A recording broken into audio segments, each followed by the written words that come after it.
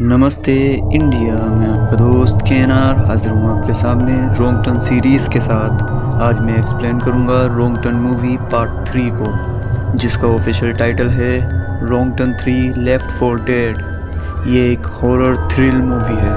Movie को direct किया है डेक्लन ओब्रायन ने। मूवी की IMDb रेटिंग है 4.6 आउट ऑफ 10। जिन्होंने पिछले पार्ट की 2 वीडियो नहीं देखी, डिस्क्रिप्शन में लिंक दे दिया है, जाकर वीडियो देख लेना ताकि ये सीरीज़ आपको अच्छे से समझ आ जाए। तो गाइस, जो मेरे चैनल पर न्यू हैं, चैनल को सब्सक्राइब कर दें और बेल आइकन दबाना ना भूलें ताकि मेरी हर वीडियो की नोटिफिकेशन आप तक पहुँचे फटाफट। इस पार्ट में आपको पिछले 2 पार्ट से आगे की स्टोरी देखने को मिलेगी। दिल थाम के बैठना, बिना ज़्यादा वक्त गवाए शुरू करते हैं मूवी एक्सप्लेनेशन। मूवी के स्टार्ट होते ही हमें 4 कॉलेज स्टूडेंट दिखाए जाते हैं जो वेस्ट वर्जीनिया के जंगलों में रिवर राफ्टिंग कर रहे होते हैं, और वो चारों उसी जगह पे कैंपिंग भी कर रहे थे। तभी वहाँ पे रे के मौजूद न होने की वजह से एलेक्स उसे ढूंढने के लिए जाती है। सोफी और ब्रेंड वहाँ अकेले रह जाते हैं, जिसका फ़ायदा उठाकर वो उस मूवमेंट को इंजॉय करने लगते हैं। तभी एक तीर सोफी और ब्रेंड को चीरता हुआ निकल जाता है। इससे पहले कि वो कुछ और समझ पाते, एक और तीर सोफी के सिर में लगता है, जिसकी वजह से सोफी की आंख बाहर निकल जाती है। ये देखकर ब्रेंड डर जाता है और वहाँ से भाग जाता है। तभी एलेक्स भी वहाँ आ जाती है। थ्री फिंगर को सोफी की आंख खाता देख वो वहीं छुप जाती है। ड्रे भी वहाँ आ जाता है और थ्री फिंगर उस पर हमला कर देता है, मगर वो खुद को बचाते हुए जंगल की तरफ भागने लगता है, लेकिन थ्री फिंगर उसे पकड़कर मार देता है। उधर ब्रेंड भी एक ट्रैप में फंस जाता है, जिसकी वजह से वो भी मारा जाता है। उन सब में एलेक्स ही वहाँ खुद को बचा पाती है। उसके बाद हमें दिखाई जाती है वेस्ट वर्जीनिया की जेल, जहाँ वहाँ से कुछ खतरनाक कैदियों को दूसरी जेल में शिफ्ट करना होता है। नेट, वोल्टर, प्रेसलो को उन कैदियों को शिफ्ट करने की जिम्मेदारी दी जाती है, और जिन कैदियों को शिफ्ट करना होता है वो थे ब्रैंडन, क्रॉफोर्ड, फ्लॉयड, विली जो एक अंडरकवर ऑफिसर होता है, और आखिरी था चावेज जो एक माफिया गैंग का लीडर होता है। ये ट्रांसफ़र 2 हफ्ते बाद होना था, मगर पुलिस को पता चलता है कि चावेज को उसके साथ ही छुड़ाने की कोशिश करेंगे। इसी वजह से वो उन कैदियों को उसी रात शिफ्ट करने का प्लान बनाते हैं, और वो अपना रूट भी चेंज कर देते हैं। वो सबको बस में बिठाकर पेपल मिल वाले रोड पर जाने लगते हैं। इस रोड के बारे में आप पहले से जानते हो। आगे वो ऑफिसर पुलिस स्टेशन पर बस को रोकते हैं, जहाँ उन्हें शारिफ कार्ल एंड डिप्यूटी लेन मिलते हैं। तभी हमें एक म्यूटेंट को दिखाया जाता है। ये वही बच्चा होता है जो पार्ट 2 के एंड में थ्री फिंगर के पास दिखाया गया था, जिसका नाम थ्री टॉयज होता है। वो थ्री फिंगर के साथ जंगल में ट्रैप लगा रहा होता है। वो अभी छोटा ही होता है, मगर फिर भी जंगल में ट्रैप बिछा रहा होता है, मगर वो खुद को संभाल नहीं पाता और उस ट्रैप में फंस जाता है। तभी थ्री फिंगर आकर उसे बाहर निकालता है और वो दोनों ट्रैप सेटअप कर देते हैं। दूसरी तरफ वो ऑफिसर कुछ टाइम रेस्ट करने के बाद फिर से अपने सफ़र के लिए रवाना हो जाते हैं। वो पेपर मिल वाले रोड से जा ही रहे होते हैं, तभी एक ट्रक उनका पीछा करने लगता है। वो लेज़र वायर से बस का टायर फाड़ देता है, जिसकी वजह से बस क्रैश हो जाती है। थ्री फिंगर ट्रक से उतरकर उन्हें देखने लगता है, मगर अभी वो उन पर हमला नहीं करता।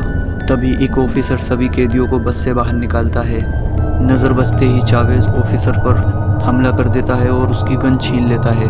तभी पीछे से एक ऑफिसर प्रेसलो चावेज पर गन पॉइंट कर देता है, मगर इससे पहले कि वो कुछ कर पाता, तभी एक चाकू आकर उसकी गर्दन में लग जाता है और वो वहीं मर जाता है।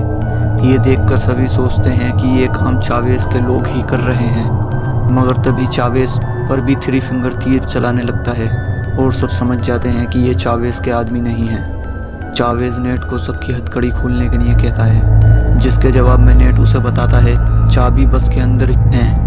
बस में बुरी तरह से आग लगी होती है, जिसकी वजह से वो कभी भी ब्लास्ट हो सकती थी। फिर भी नेट बस के अंदर जाता है और देखता है ऑफिसर वोल्टर अभी भी जिंदा होता है, और वक्त रहते नेट उसे बाहर निकाल लेता है। तुरंत बस भी ब्लास्ट हो जाती है। जो चाबियाँ लाया होता है वो बुरी तरह जल चुकी होती हैं, जिसकी वजह से हथकड़ी नहीं खुल पाती। चावेज फिर भी उसे नहीं मारता, बिकॉज नेट बचपन से उन्हीं जंगलों में रहा है और वो ही उन सबको बाहर निकाल सकता था। वो लोग आगे चलने लगते हैं, तभी एक लड़की उन पर अटैक कर देती है और हम देख पाते हैं ये एलेक्स होती है जो मूवी के स्टार्टिंग में बच गई थी। वो उन सबको उस म्यूटेंट के बारे में बताती है जो इंसान को मारकर खा जाते हैं, मगर कोई उसकी बात पर यकीन नहीं करता। चावेज एलेक्स से उन सबको उसी लोकेशन पे ले जाने के लिए कहता है। ये सुनकर एलेक्स वहाँ जाने के लिए मना कर देती है, मगर चावेज के कहने पर मजबूरन को उन सबको वहाँ ले जाने के लिए राजी हो जाती है। कुछ दूर चलते ही उन्हें एक पलटा ट्रक दिखाई देता है और आप तो जानते ही हैं ये काम भी थ्री फिंगर का है। वो पास जाकर देखते हैं कि ट्रक लॉक होता है। चावेज नेट को वो ट्रक खोलने के लिए कहता है।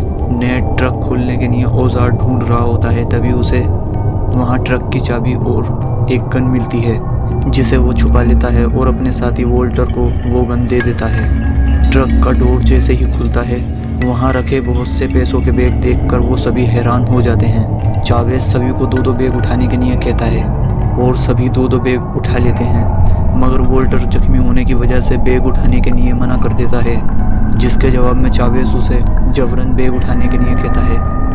मौका देखकर वो वोल्टर पर शूट कर देता है, मगर गन में गोली न होने की वजह से वो बच जाता है। चावेज वोल्टर की ये गलती मुआफ़ नहीं करता और उसे वहीं गोली मार देता है। नेट मजबूर था इसलिए कुछ कर नहीं पाया। चावेज सबको आगे चलने के लिए कहता है और सबसे आगे एलेक्स होती है, बिकॉज वो उन सबको उसी लोकेशन पर ले जा रही होती है। चलते चलते एलेक्स का पाँव एक ट्रैप पर लग जाता है, मगर वक्त रहते नेट उसे बचा लेता है। ये वही ट्रैप होता है जिसे थ्री टॉयज सेटअप कर रहा था और वो भी वहीं छुपा होता है। तुरंत वो बाहर निकल उन सब पर हमला कर देता है, मगर चावेज उसे गोली मार देता है। एलेक्स कहती है कि ये वो म्यूटेंट्स नहीं है जिसने उसके साथी को मारा है। तभी चावेज के शैतानी दिमाग में एक आइडिया आता है। वो थ्री टॉयज का सिर काटकर एक लकड़ी पर रख देता है और वो सब वहाँ से चले जाते हैं। जैसे ही थ्री फिंगर वहाँ आता है, उसे थ्री टॉयज का कटा सिर लकड़ी पर रखा मिलता है, जिसे देखकर वो बेकाबू हो जाता है और डरावनी आवाज़ में चिल्लाने लगता है। आगे उन्हें कुछ चीज़ लटकी नजर आती है। चावेज उसे पकड़ लेता है। विली समझ जाता है ये एक ट्रैप है।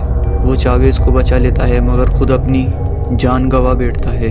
विली के एहसान के बदले चावेज उसकी टांगें काट देता है ताकि आगे जाने में उन्हें परेशानी ना हो, बिकॉज उन सब की बेड़ियाँ आपस में बंधी होती हैं। उधर डिप्यूटी लेन को उन चारों स्टूडेंट के मिसिंग होने की खबर मिलती है और शेरिफ को भी नेट का कोई कॉल ना आने की वजह से वो फिक्रमंद हो जाते हैं। लेन डिसाइड करती है शेरिफ नेट को ढूंढने के लिए जाएगा और वो उन चारों स्टूडेंट को।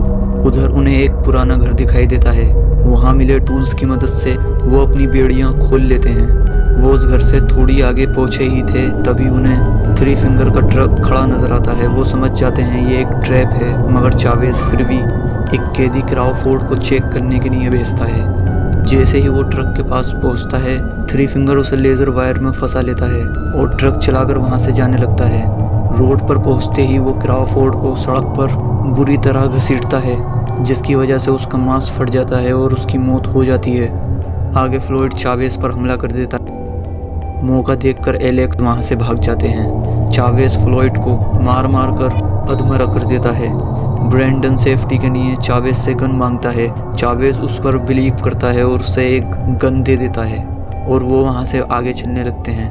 इधर शेरिफ बस को जली देखकर ये इंफॉर्मेशन वॉकी टॉकी पर दूसरे ऑफिसर्स को दे देता है और अपने डॉग के साथ जंगलों में ढूंढने के लिए चला जाता है। इधर ब्रैंडन चावेज को पैसों का बैग वहीं छोड़कर नेट को ढूंढने के लिए कहता है। चावेज उसकी बात मान जाता है और बैग वहीं छोड़कर नेट को ढूंढने लगता है। थोड़े टाइम बाद उसे नेट मिल जाता है। चावेज उसे मारने वाला होता है, तभी नेट उसे बताता है यहाँ एक वॉच टावर है जिसकी मदद से वो किसी दूसरे से कांटेक्ट कर सकते हैं। चावेज आखिरी बार नेट को मौका देता है।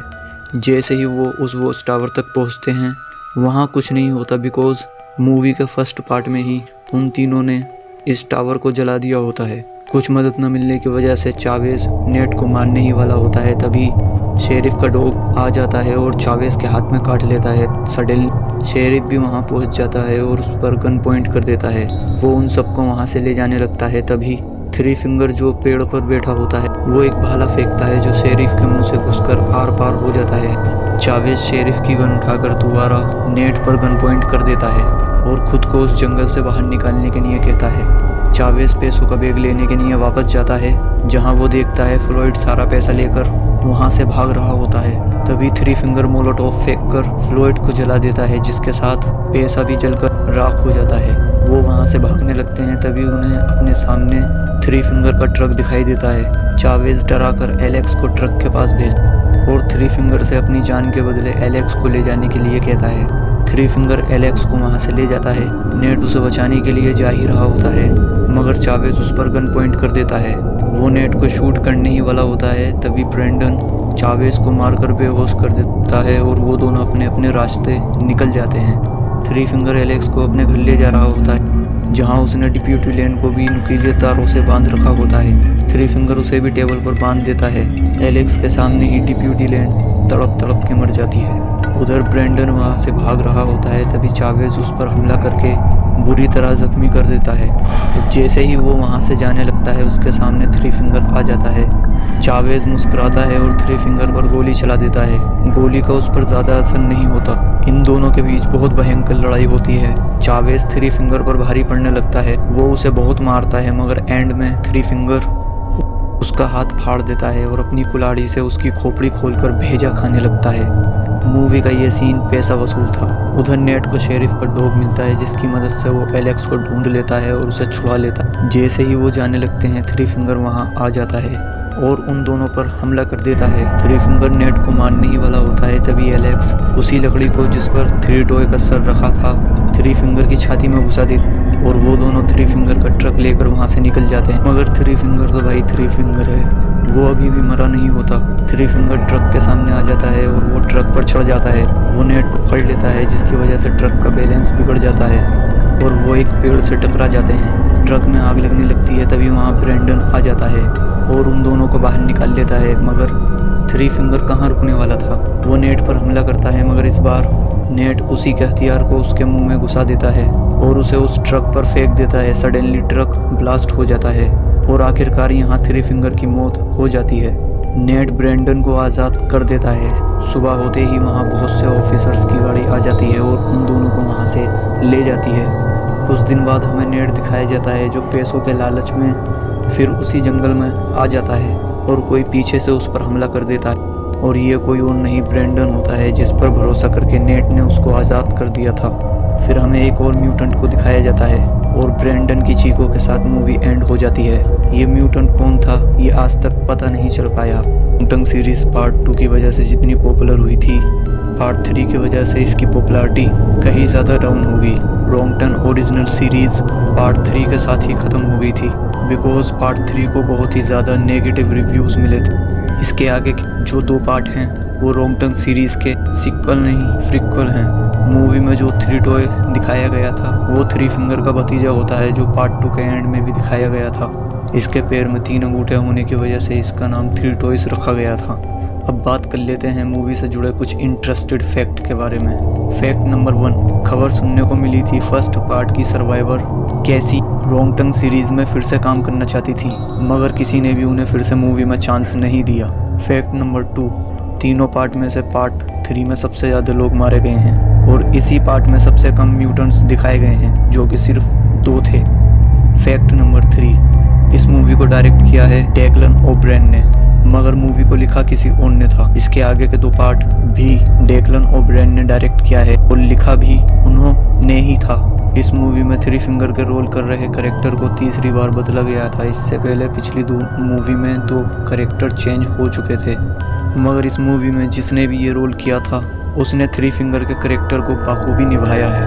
फैक्ट नंबर 3, हर पार्ट की तरह इस पार्ट में भी बहुत सी न्यूडिटी ऐड की गई थी। स्टार्टिंग के सीन में हमें और भी न्यूडिटी देखने को मिलती, जहां सोफी और ब्रैंड को कंप्लीट न्यूड दिखाया जाता, जो थ्री टॉय छुप कर देख रहा होता, जिसे देखकर वो हॉर्नी हो जाता और सोफी को वहां से उठाकर ले जाता। स्टोरी के हिसाब से यहाँ थ्री टॉयज को टीनेजर दिखाना था। दूसरे सीन में थ्री टॉय डिप्यूटी लेन के कपड़े फाड़ते दिखाया जाता। एक और सीन में डिप्यूटी लेन और एलेक्स को फुली न्यूड दिखाना था, मगर जो बाद में कैंसिल कर दिया गया। Bad luck. तो गाइस, मूवी एक्सप्लेनेशन कैसी लगी लाइक कमेंट करके ज़रूर बताना। चैनल को सब्सक्राइब करें एंड प्लीज़ बेल आइकन दबाना, ताकि मेरी हर वीडियो की नोटिफिकेशन आप तक पहुँचे फटाफट। इसी के साथ इजाज़त लेता हूँ, फिर हाजिर होंगे एक और हॉरर मूवी एक्सप्लेनेशन के साथ। Goodbye guys.